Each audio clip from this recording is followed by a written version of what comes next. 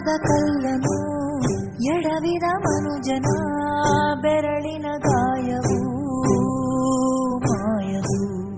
ಹಗೆಯಲಿ ಕೋವಿಗೆ ತಲೆ ಕೊಡೋ ಮರುಳರ ಗುಡಿಯಲಿ ದೈವವು ಕಾಯಲು.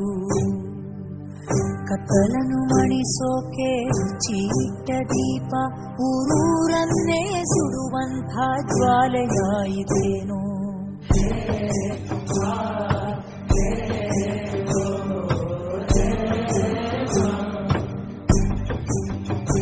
ಓ ಗರ್ಭದಲ್ಲೇ ಆದ ಗಾಯ ಹಣೆ ಬರಹ ಯಾತಕ್ಕೆ ಮದ್ದು ಅರಸಿ ಅಲೆದಾಡುವೆ.